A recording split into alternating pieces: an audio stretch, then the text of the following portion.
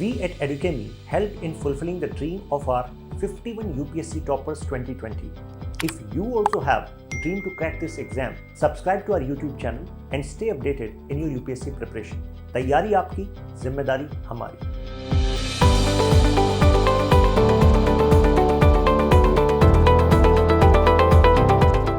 As a part of getting ready for the examination and what to do in the examination, a quick list of suggestions and tips. Number one, please make sure that you are carrying at least 2 or 3 ball pens, because if you have a problem there, some leakage or some pen does not write, it can be a disaster. And I always suggest, don't take a new pen to the examination. Take a pen that has been written for at least 1 or 2 days and keep 2 or 3 pens. That's one. Number two, the colors that you carry with yourself. Carry a blue pen, carry a black pen, and carry couple of color pencils like yellow or like orange, colors which is light blue color. Because if you want to shade something, it takes lesser time rather than putting crosses or hatching with lines. So this is for your writing. Keep a short scale in case you need. Of course, pencils is fine, but there was one of the instruction sheets given by UPSC where they clearly said that avoid writing in pencils. That's one. Number two, do not write on the margins, please. See, on the margins, you have got 2 margins, left hand side and right hand side margin. The right hand side margin must not have anything, no writing from your side. On the left hand margin, you can put the question number 1A, question number 2B, question number 3C. But the bullets of the answer, bullet number 1, bullet number 2, that should not be in the margins. Keep it in the main body. Last year, in last examination, many of them were penalized for these type of writing in the margins. So don't do that. A third very important instruction was that don't keep any page blank. Strike off the blank pages. And particularly if half of the page is not written, strike that page off or strike off that blank page at least. These are small things, and of course, do what it takes to make your handwriting legible. So that's about what to do in terms of the logistics. Your pen, pencil, a scale. Try not to write on the margins and so on. Apart from this, please make sure that you have seen the examination hall or the center before the day of the examination. So take a half a day break, take your car or your cab or rickshaw, go and see where your exam center is. See if you have some shortcuts, if you know the route well, so that you don't waste time in looking for the examination center. Please go to examination center on time. Be there an hour earlier if possible, but then don't interact too much and talk to your friends or other people who are there. As a rule, I suggest you should not be talking to anybody there, not even in the break, the lunch break between the papers. Many students I've seen, even back in the time when I was appearing, people would discuss the questions in that break. Absolutely no. Give the paper, take a short 10-15 minutes break or half an hour break, have your lunch, then relax a bit and then go for the next paper or revise whatever you can and then go for the next paper. Avoid discussions and debates, any type of arguments or anything that distracts you from the examination. It's like what I said, get in the zone of your preparation. Along with the stationery, also make sure that you're carrying your admit card, you're carrying an additional photograph. These instructions are there along with your ID card in original. Because you never know, they might want to check something about your name or identity. Make sure to carry that with you. And please do not have a heavy lunch either or a heavy breakfast.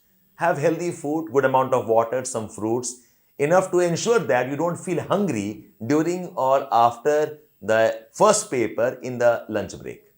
So that's about getting ready for the examination. About attempting the answer paper itself in the exam condition, students ask me what type of questions to start with, what type of questions to end with. And does it matter if the initial answers are not as good? Does it matter if we skip some questions in between? At least the first couple of questions. So answering that. Number one, there is no rule as to in what sequence you must answer. The examiner will never know what you answered first and what you answered next, because there's a proper booklet with 2 or 3 pages left blank for you and the questions follow thereafter. So it's absolutely your choice what sequence you answer. The examiner will not know. That's point number one. Point number two, my suggestion to all of you is, in the GS paper, there is not much to choose from because all the questions are of same marks, or that is what at least has been happening for the last couple of mains. But in the optional paper, what happens is, you do have 10 mark questions and 15 mark questions and you have 20 mark questions. Don't start your paper with the short questions, because short questions require you to change your gear very fast. Plus, sometimes because of the sense of more time, if you write the short answers first, you actually might end up writing more. So because I have got 3 hours with me and the first 10 marker which I must write in 7 minutes, I might end up writing for 10 minutes. The next 10 marker which I must write for 7 minutes, I might end up writing for maybe 12-13 minutes. So what I should have finished in 15 minutes, now I've taken almost 20-25 minutes. That is where the problem lies. So my suggestion is, the first 2 questions, let those be the long ones, the 20 marker ones. Because to adjust your pace of writing is easier for the longer answers, where you can write for 15 or 20 minutes. After the first 2 long answers, now start writing the short ones, 10 mark and 15 mark. I don't differentiate much between the 10 marker and the 15 marker because both require almost the same amount of words. You can't write any answer in less than 100 words because you cannot discuss enough, and you can't afford to write for more than 2.5 pages for 10 and 15 mark. Why? Because you'll end up wasting your time. So 10 and 15 mark, treat them to be same type more or less, and start attempting those questions maybe after the first 45 minutes. And don't keep the short answers for the last either, because what happens is, in the last, generally we are short of time, and in time pressure, when you must write 3-4 different type of questions, it's very difficult to change your thinking and approach very rapidly. So what happens is, you ultimately end up writing couple of words, and because of intensity of the pressure, you jump very fast and you end up writing nothing. In the exam conditions, my suggestion is, start the paper with the long answer, the first 40-45 minutes, and end the paper also in the long answers, the last 30 minutes, 40 minutes, and in between pack all the other answers. Yes, I believe the quality of answers in the first 2-3 pages do matter.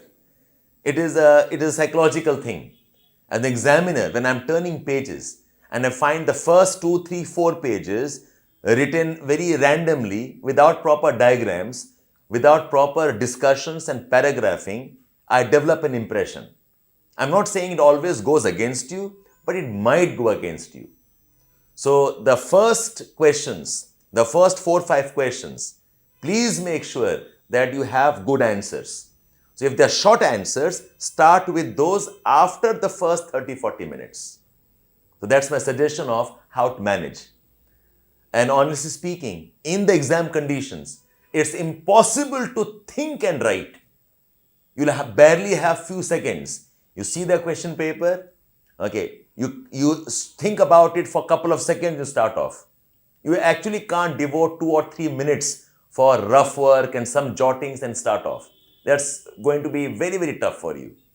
And that's the advantage of if you have by-hearted 100-200 answers for a particular subject.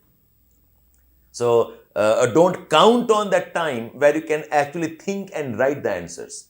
It's either in you or not in you. The next point is, try not to bluff. If there are questions about which you have got no clue, if there are questions about which you have got no idea, it's safe that you leave. And the time for that you would have devoted for that question, it's good if you put it in some other question. But yes, there are some questions which you can guess. You have 20, 30, 40% idea what it could be. Take a chance. Don't leave that question entirely. So which one to leave and which not to leave is going to be your call. In general, whatever questions that you know and you could have written on, please do not miss those questions. Whatever answers you think you could have written, you should not be missing those answers at all. Yes, there are questions you have got no idea about. It's perfectly fine to ignore it and not attempt it, because you'll be bluffing and also spending time writing it. That's my suggestion on how to manage the questions. And please make it a point that you do your work with lot of neatness. Neat writing does matter. An answer script which is not readable, which is not legible, which is more of scribbling, it puts off any examiner. Even when we check the exam papers and your test scripts, there's a tendency to check the scripts with bad handwriting last. I'm not talking about your writing as in very beautiful writing. I'm talking about legible writing. Please spend some time to ensure that what you write is easily read. Another thing that students miss out in the answer scripts is underlining the important sentences. Most of us don't have a habit of writing, so even if we know we must underline, we don't do it. And this is particularly true for the essays paper. See, as a part of presentation, you need to take care of 3-4 things. Number one, I said, is make your handwriting legible. Second thing, please underline important ideas.